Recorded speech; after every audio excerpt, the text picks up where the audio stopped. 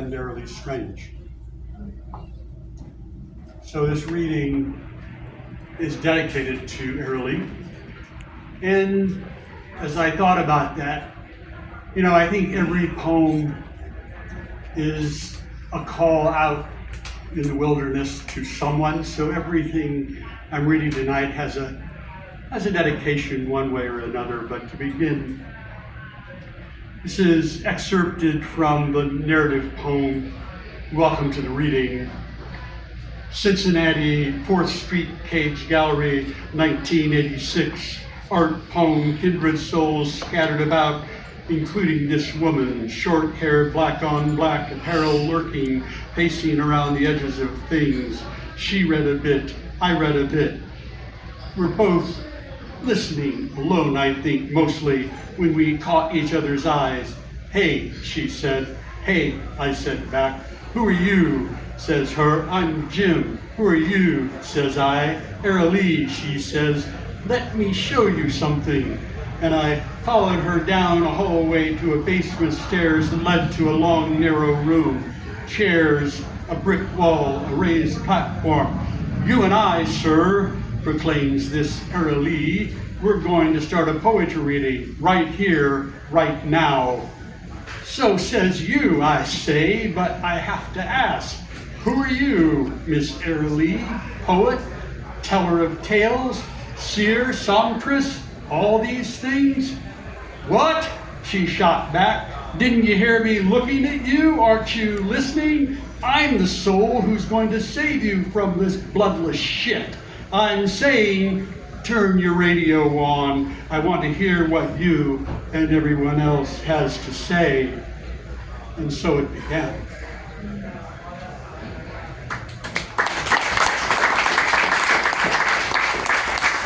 I don't play guitar for the poet and musician Matt Hart. I don't play guitar. I don't play anything but myself. It's all I've ever been able to do using this voice that is the lush chords buried skin deep, or my own personal strut and fret around the world tour, not always in tune with what I want and need. Still, they keep me singing and sane in the sight and shadow, stalking my aging body, wrapped lightly in an old double-breasted dandy seersucker raincoat bought when I thought it was the only armor I would ever need to protect me from harm's march. I don't play guitar, but I am a one-man band soloist for dear life. I don't run either, though I do swim, as we all do, towards the waters of salvation. Aquatic seem a safer ground from which to herald and sway away from the oncoming fates and their incessant cutting shears, measuring who, when, and how everyone's ribbons will be cast asunder to some back alley of eternal silence. I don't play guitar. I'd rather learn the drum brush, scrub clean my mistakes, and start this whole business of life over again. You know what I mean, and that I mean it, and I don't, and I can't. There's no taking it back, this blessed drama of us. You, me, and the whole bloody spinning top. A singularity, they call it.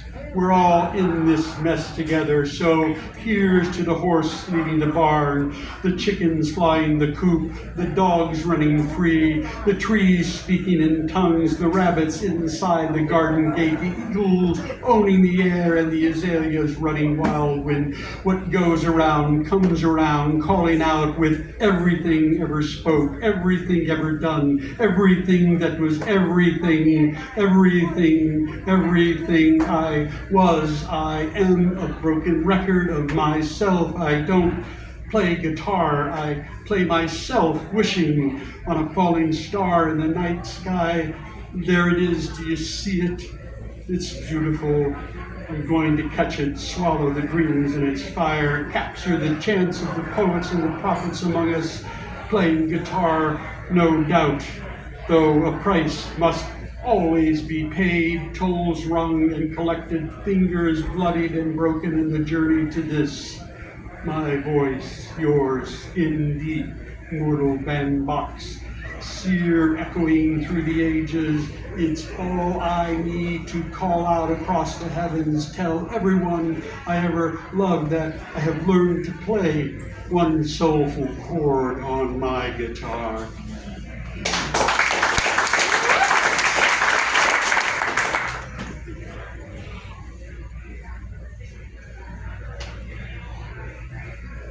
At the end of the world, for my late wife, Gail.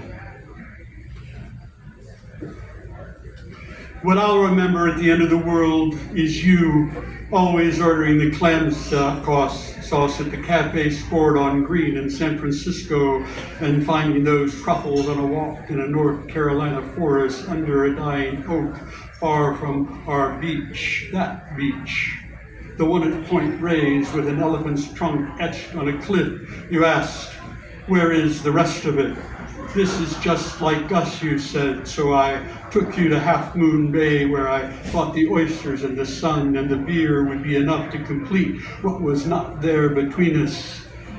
But when I pulled the oysters from a barrel anchored to a tide pool, you told me to dive in and find a pearl moon that would save us and the world in all this spin of discoveries, wanted and unwanted now, didn't know what was become of us and of you.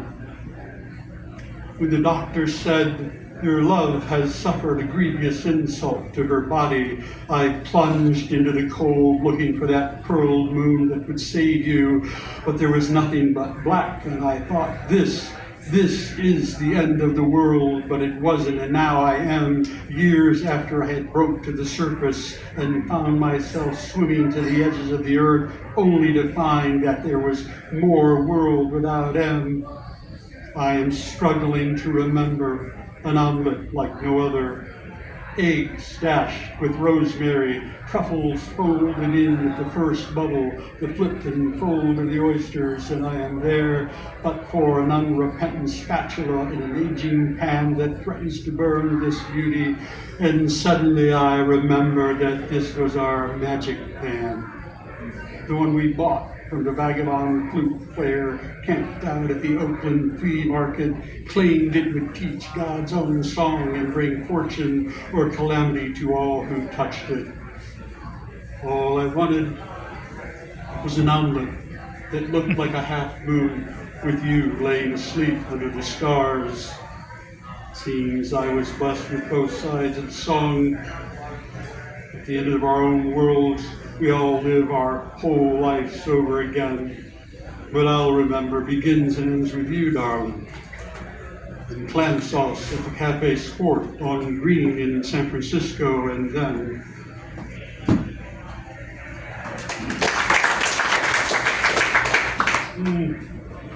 on a lighter note, it's a poem called Tap Tap. Here's a quote. Come and trip it as you go on the light fantastic toe. John Milton, 1632. I am learning to tap dance, to slide and glide, brush and balance from toe to heel. I flip and flap my chrome-plated feet, but they do not understand. Think it's some pagan rite of movement, a foreign land I have stumbled and bumbled into, a fit of fever or aphrodisiac, and I do want it. But like so many things in which our desires are more than what the gods will grant without miracle or firstborn, I cannot ball and heel, shuffle off to Buffalo, hit the light fantastic waltz like Ginger and Fred across the ballroom floor. No matter how hard I try, I am too slow, I am too stiff, I am too an apostle of the chords and the canals, speaking through the holy mouth, listening to the drum songs is all I have ever known. Yet the thrill of the clickety-click-click has seduced me, though my feet betray me, my knees lock me out, my muscles cry no, but my heart beats in time with this lover. I am yours, we will slide and glide, step and stride, dip and dazzle across the universe in double time. The shoes do not fit, but who gives a shit? Take my hand and keep up. Don't want to leave you behind when no one will know that we learned to tap dance, to slip and slide, brush and balance, flip and flap in our chrome-plated feet. We understand everything now that the body has spoken. So, for years, I've had this, you have things in the wall of your house and you don't pay any attention to them, and some are great art, and some of these things someone gave you, they bought it at Costco or they bought it at Target or whatever. So I've had this picture on the wall of those of us of a certain age of the earliest kind of cool guys, which is Frank Sinatra and Dean Martin and Joey Bishop and all these guys. It's a monoprint of them striding through Las Vegas, and it brought to mind something for me. So this is Let Me Be Frank. There he is, being Frank, striding with the pack at his heels in a two-tone black and gray monochrome moment framed in a pic I've had on my wall for years. Being Frank Sinatra would have been cool, I had thought during his flying me to the moon period, not so much when she slouched into a very good year. Anyway, I want to be frank about wanting to be frank. In the portrait, he will forever lead with Dean by his side, Sammy too, just back a bit, tie loose, as if he knows it's dawn and what's expected of him. There's Peter in white socks, Bobby and Jack's number in his breast pocket, no doubt, while Joey B stares straight ahead, looking down the strip at the flamingo looming and booming, pink and blue above it all, a bet on immortality that can never be placed. We all want to be someone else at one time or another, to get out of our skin that seems more prison than familiar code of comfort. I wanted to be frank so long ago that I can't remember why, and now as if it ever mattered to anyone but myself.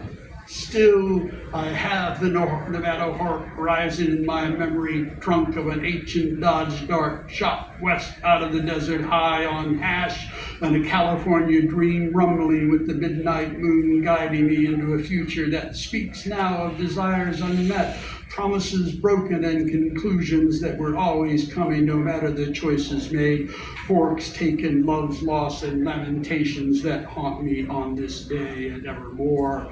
I want to be frank again, because he seems locked on my wall for all time, always walking somewhere, but never quite getting there.